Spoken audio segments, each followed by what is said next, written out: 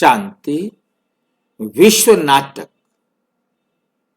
हमारे जगदीश भाई जी विश्व नाटक बुक एक लिख के रख गए हैं। उसमें से आज हम विश्व नाटक का 10वां विषय कर रहे हैं।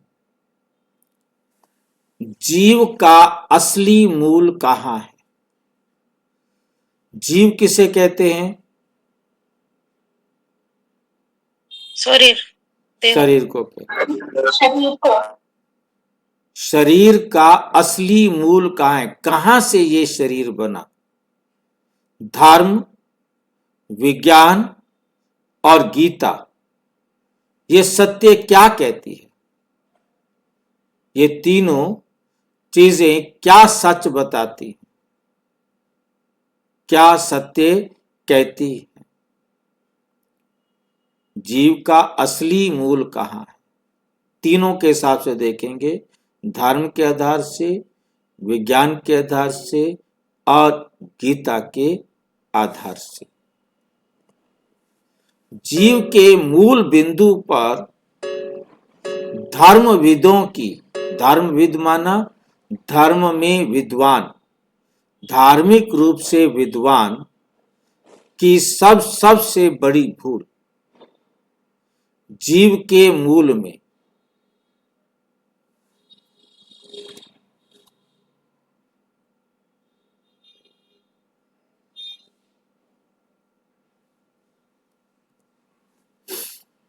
जीव के मूल बिंदु के विषय में धर्मविदों के विचार क्या कहते हैं?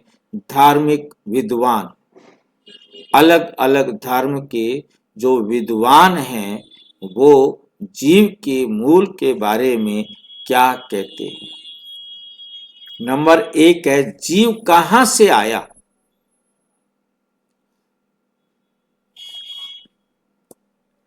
जब से मानव जन्मा है एक प्रश्न बार बार उठता है, एक प्रश्न बार बार उठता है, मैं कौन हूं?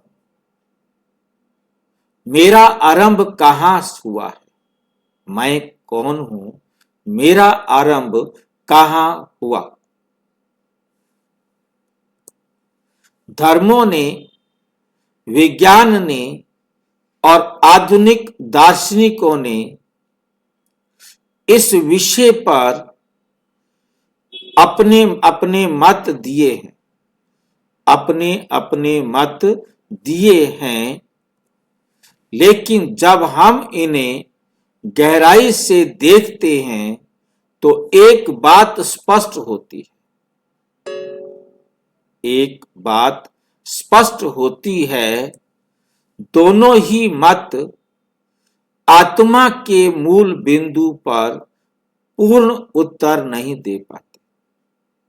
चाहे वो धर्म विद्वान हो, चाहे वैज्ञानिक हो, दोनों ही इस मूल बिंदु पर पूर्ण उत्तर नहीं दे पाते कि आखिर पहला शरीर कहां से आया, जीव कैसे बना। धर्मविदों की मान्यता, ईश्वर ने जीव को बनाया, ईश्वर ने जीव को बनाया।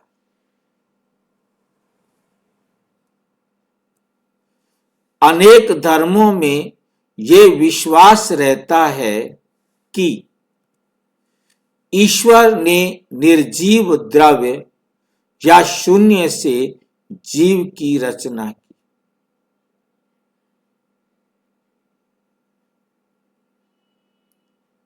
क्योंकि आत्मा नहीं है तो उसे क्या कहेंगे? निर्जीव द्रव्य। शून्य से जीव की रचना की। शून्य क्या होता है? जहां कुछ भी नहीं,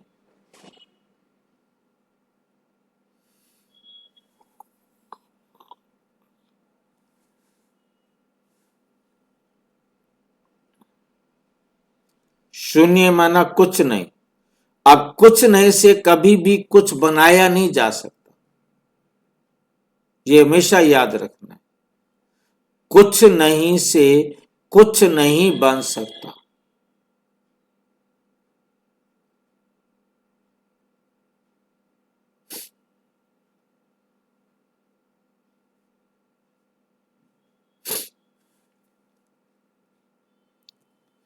इसका अर्थ ये हुआ कि ईश्वर ने द्रव्य भी बनाया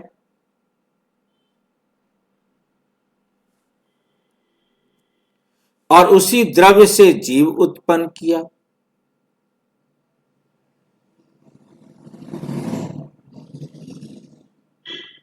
भाई जी ईश्वर ने क्या बनाया? द्रव्य, लिक्विड कोई भी। ये धार्मिक लोग जो कहते हैं ना, ये धर्मविदों की मान्यता, जो धार्मिक विद्वान हैं वो कहते हैं ईश्वर ने जीव को बनाया। अनेक धर्मों में ये विश्वास रहता है कि ईश्वर ने निर्जीव द्रव्य से, आप जैसे मान लो कोई भी लिक्विड है वो निर्जीव है ना, उसमें आत्मा नहीं है, वो निर्जीव है। शून्य से जीव की रचना, कुछ नहीं से जीव बना दिया, ऐसा हो नहीं सकता। पानी भी तो निर्जीव है ना।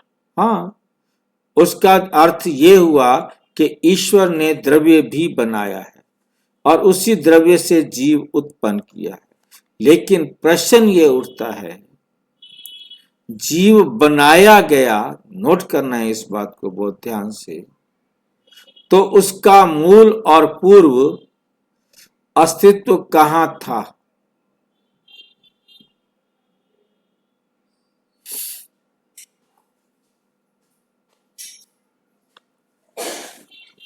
उसका मूल और पूर्व अस्तित्व कहां था?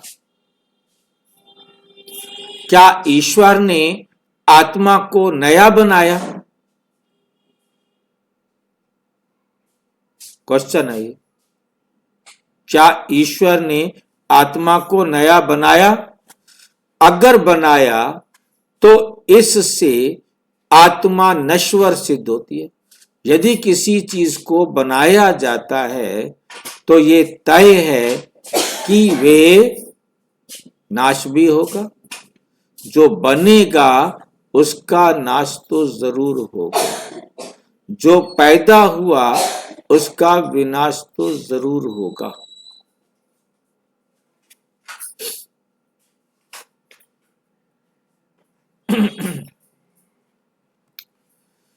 जबकि गीता कहती है ना जायते म्रियते वा कदाचित, मतलब आत्मा ना तो कभी जन्म लेती है, आत्मा न कभी मृत्यु को प्राप्त होती है।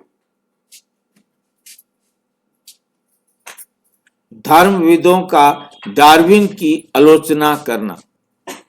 कई धार्मिक विद्वान डार्विन के सिद्धांत की आलोचना करते हैं। वे कहते हैं जीवन निर्जीव से नहीं बन सकता, जीवन निर्जीव से नहीं बन सकता।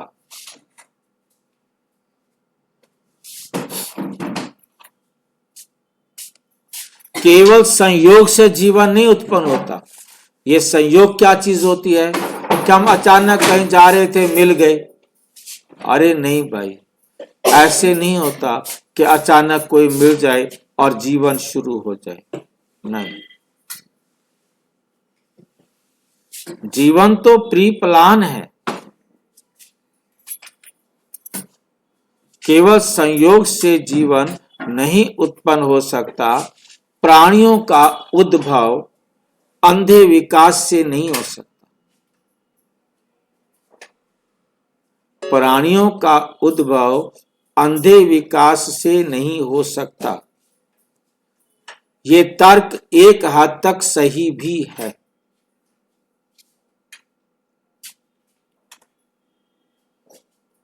यही बात स्वामी दयानंद जी से, जो हमारा सत्यार्थ प्रकाश है, उसके 8वें समोल्लास में पूछा गया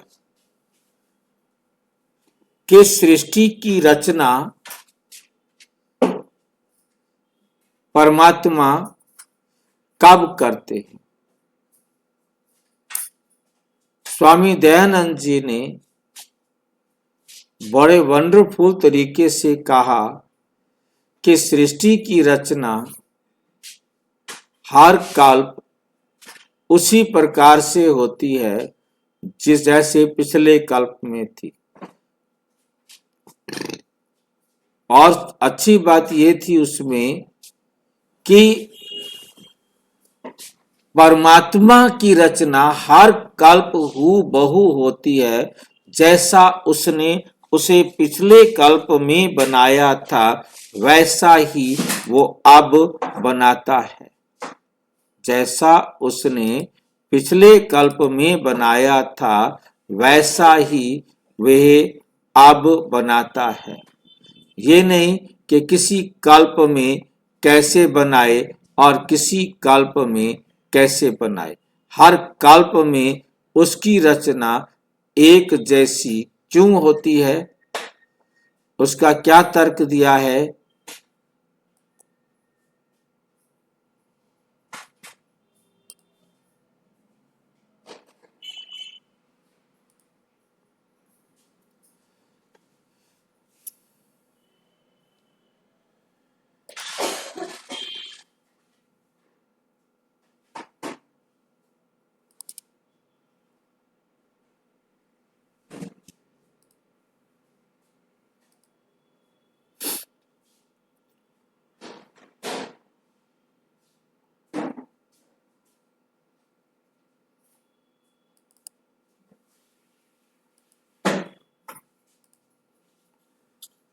ये दिखाई दे रहा है आपको?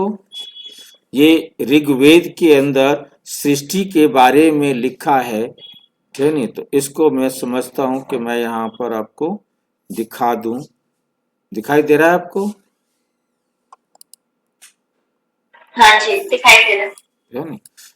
इसके अंदर ऊपर संस्कृत में लिखा हुआ है, सूर्य चंद्रमस धाता यथा पूर्व कल्पयते। जैसे उसने पूरे पहले वाले कल्प में बनाया था। दिवम च पृथ्वी च अंतरिक्ष, चाहे वो दिन है, पृथ्वी है, अंतरिक्ष है, ठीक, सब के सब। इसको हिंदी में नीचे दिया है, आप समझ सकेंगे। धाता कहा जाता है परमेश्वर को। परमेश्वर जैसे पूर्व कल्प में सूर्य, चंद्र, विद्युत, पृथ्वी आदि बनाता था, वह कल्प पहले जैसे बनाया था वैसे अब बनाए हैं और आगे भी वैसे ही बनावेगा।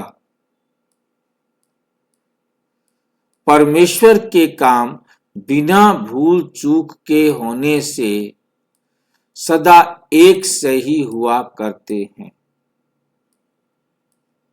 जो अल्पज्ञ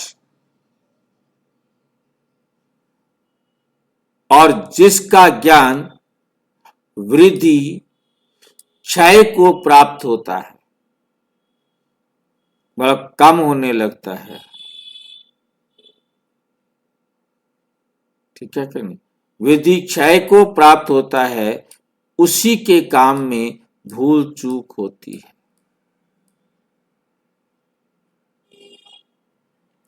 समझ में आ रहा है? ज्ञान वृद्धि क्षय को प्राप्त होता है तो उसी के काम में भूल चूक होती है।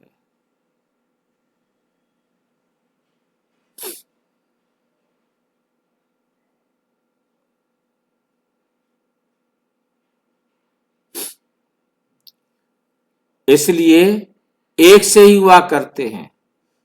जो भूल चूक नहीं होती, ईश्वर के काम में नहीं होती। उसी के काम में भूल चूक होती है जिसकी वृद्धि, मतलब जिसके गुण शक्तियां क्षय को प्राप्त होते हैं। परमात्मा तो एवर प्योर है, उसके गुण और शक्तियां कभी क्षय नहीं होते। परमात्मा के काम में कोई गलती नहीं होती, ईश्वर के काम में नहीं। भूल चूक ईश्वर के काम में नहीं होती है।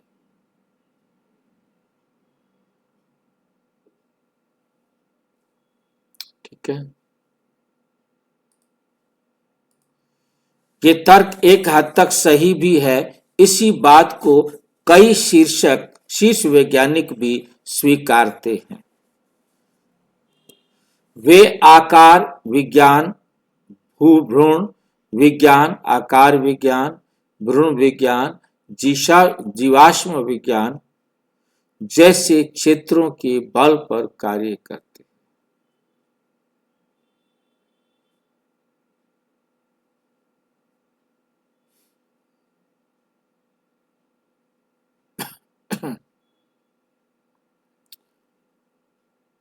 आकार विज्ञान, भ्रूण विज्ञान, जीवाश्म विज्ञान जैसे क्षेत्रों के बल पर डार्विन की आलोचना।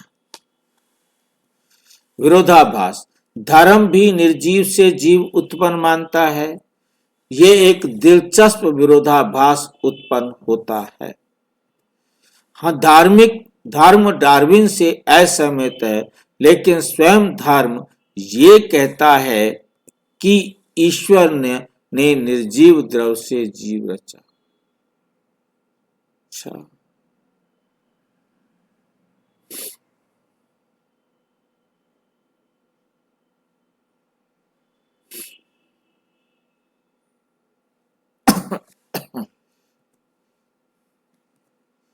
यानी जीव का उद्भव द्रव से हुआ। बस अंतर यह है कि करने वाला ईश्वर है। वो कहते हैं जीव तो द्रव से उत्पन्न हुआ है, परंतु करने वाला ईश्वर है। विज्ञान कहता है प्राकृतिक प्रक्रियाएं जीव है। विज्ञान क्या कहता है? प्राकृतिक प्रक्रियाएं बराबर जीव। प्रकृति के अंदर कुछ ऐसी क्रियाएं होती हैं जो आगे चलकर जीव बनाने में हेल्प करती है।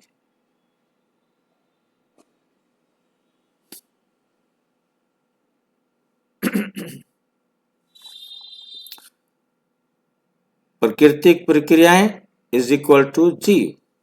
धर्म कहता है ईश्वर, द्रव्य, फिर जीव। दोनों ही मामलों में मूल धारणा समान है। जीव निर्जीव द्रव से उत्पन्न हुआ। ये वे बिंदु है जहां दोनों मत असफल। वो मुरली भी असमर्थ।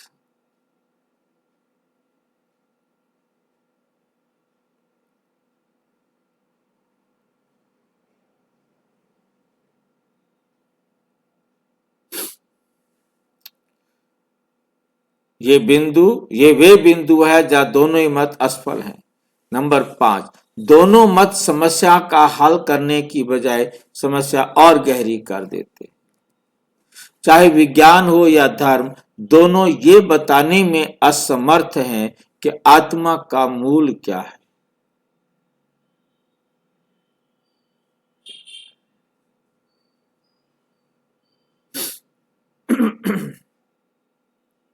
कौन सी मूल बातें? आत्मा कब बनी, पहला प्रश्न। दूसरा, आत्मा कैसे बनी। तीसरा, क्या ये अंत है? क्या वे अंत है जिसे लिखा?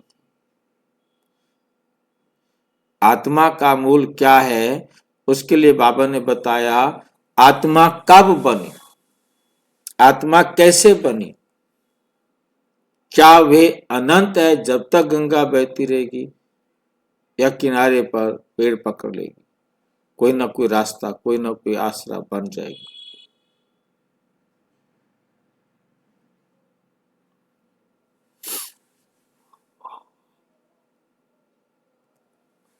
क्या उससे पहले कुछ था? इसलिए दोनों मत एक ही भूल करते हैं, चाहे वैज्ञानिक हो, चाहे हमारे धर्म शास्त्र हो। ये परमात्मा की रचना, परमात्मा की उत्पत्ति, परमात्मा के वहां आने की बात को नहीं बता। जीव का मूल द्रव्य में खजाना खोजना। जीव को मूल द्रव्य में खोजना। जबकि ब्रह्मा कुमारीज में मुरली कहती है आत्मा अनादि अविनाशी है, ना कि उसमें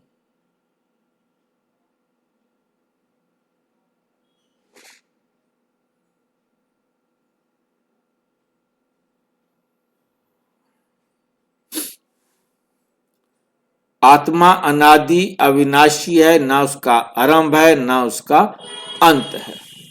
13 नवंबर 2023 को बाबा कहते आत्माएं अनादि हैं,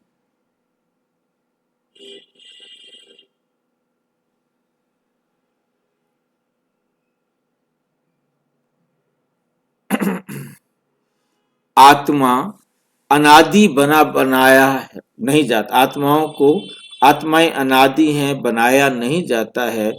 ईश्वर भी अनादि है, दोनों का धाम भी अनादि है।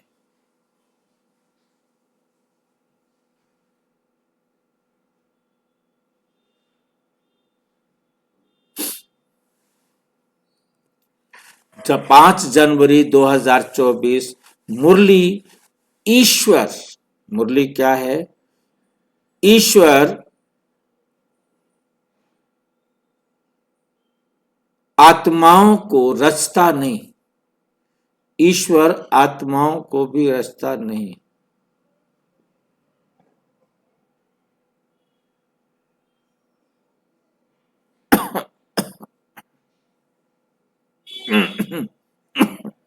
ईश्वर आत्माओं को रचता नहीं। आत्मा का मूल है मुक्ति धाम, आत्मा का मूल है मुक्ति धाम, शाश्वत शांति स्थान, हमेशा जो रहता है, परम धाम, शांति धाम।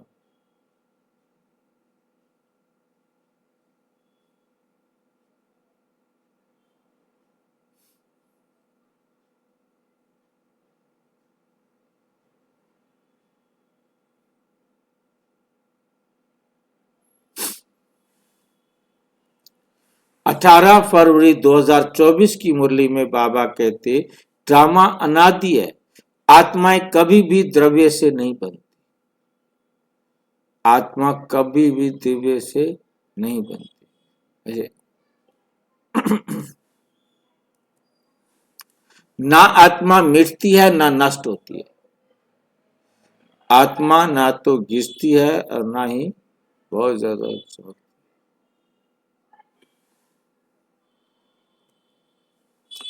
आत्मा एक ज्योति बिंदु है, अनादि अविनाशी है।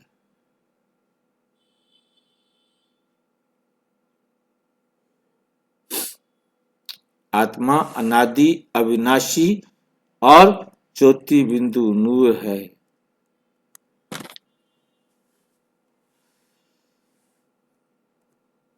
ये मुरली सिद्धांत स्पष्ट कहते हैं कि जीव की कोई रचना नहीं होती, जीव की कोई रचना नहीं होती।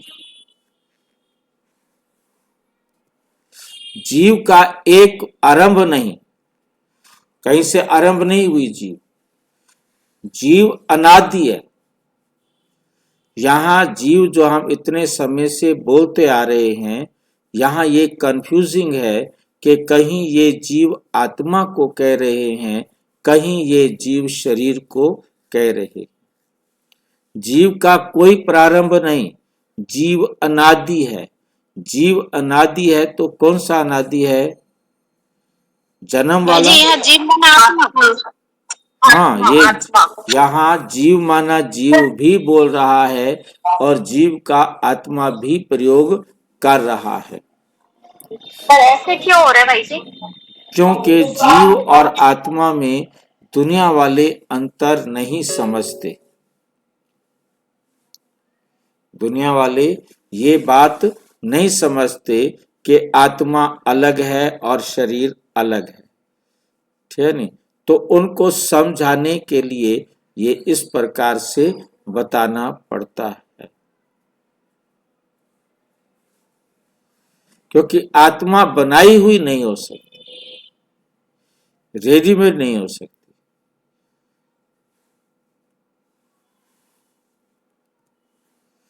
उदाहरण है एक अनंत फिल्म रील। इमेजिन करो कि एक फिल्म की रील है जो कभी शुरू नहीं हुई और कभी खत्म नहीं होती। आप किसी भी सीन को पकड़ लीजिए,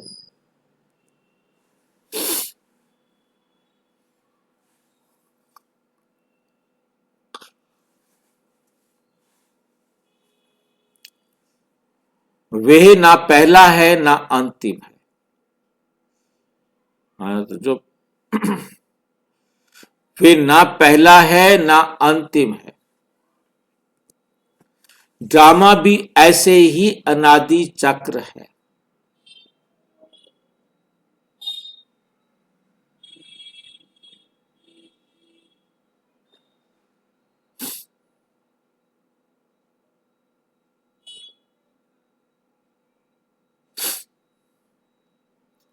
ऐसा ही अनादि चक्र है। आत्मा हर जन्म लेती है पर बनती नहीं।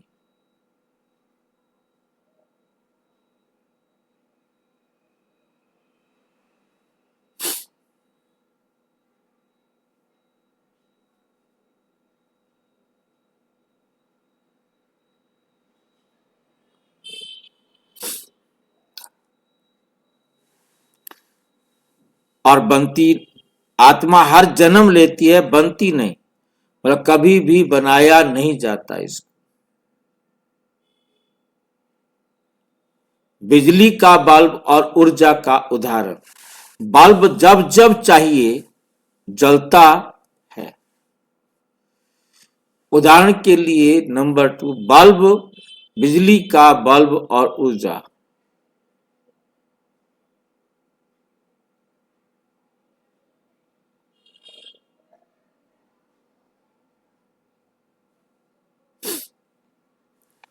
बिजली का बल्ब और ऊर्जा। बल्ब जब चाहिए, जब जब चाहिए जलता है,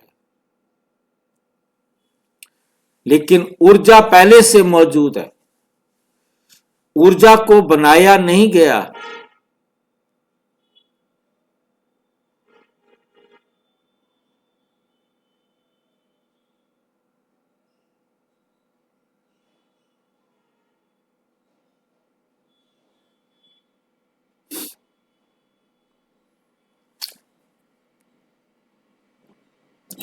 लेकिन ऊर्जा पहले से मौजूद है, ऊर्जा को बनाया नहीं गया।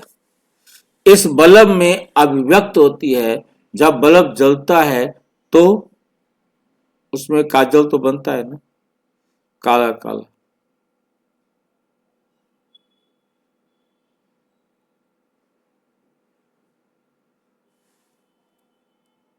इस बल्ब में अभिव्यक्ति होती है।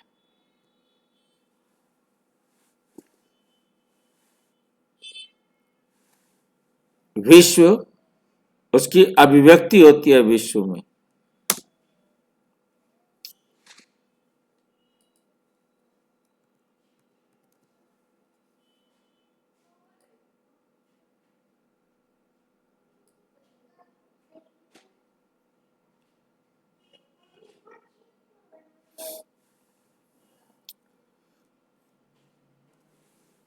आत्मा पहले से ही बस जन्मों में अभिव्यक्त होती है क्या? निष्कर्ष, वास्तविकता क्या है?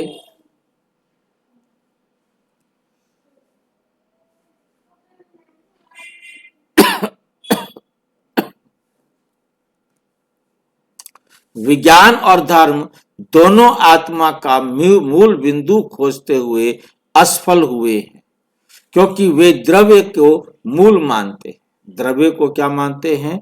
मूल, मुख्य, जहां से सभी निकले हैं, मूल मानते हैं। जबकि सत्य यह है कि आत्मा अनादि है, आत्मा अविनाशी है।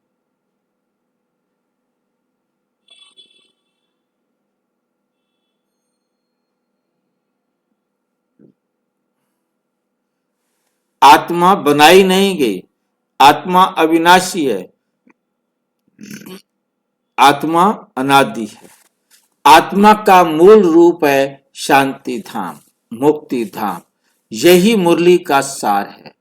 जहां गीता, यही गीता का सत्य है। यही वास्तविक आध्यात्मिक विज्ञान है। अच्छा, भाई जी, ओम शांति। हाँ जी, जीव भी अनादि अविनाशी है, इसका भी अंत नहीं आरंभ नहीं है ना? ये जीव आत्मा को कह रहे हैं ना। हम नहीं, जीव हमारा जो शरीर, शरीर है, हाँ जी, हमारा जो शरीर है उनके लिए क्या कहेंगे? विनाशी है। ये शरीर तो विनाशी है ना, ये तो नष्ट हो जाता है ना। कितने शरीर इसी कल्प में हमने बदल लिए। ठीक है जी। अच्छा, ओम शांति। और विस्तार से जानने के लिए प्रजापिता ब्रह्मा कुमारी ईश्वरीय विश्वविद्यालय के किसी भी सेवा केंद्र पर लिखें।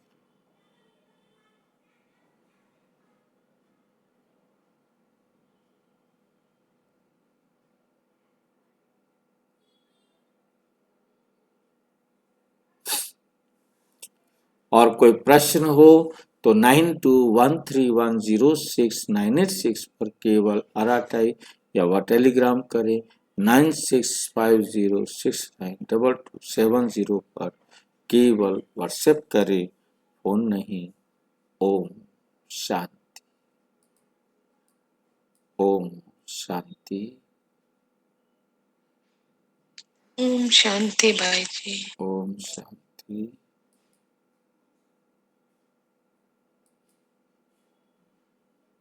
ओम शांति। ओम शांति।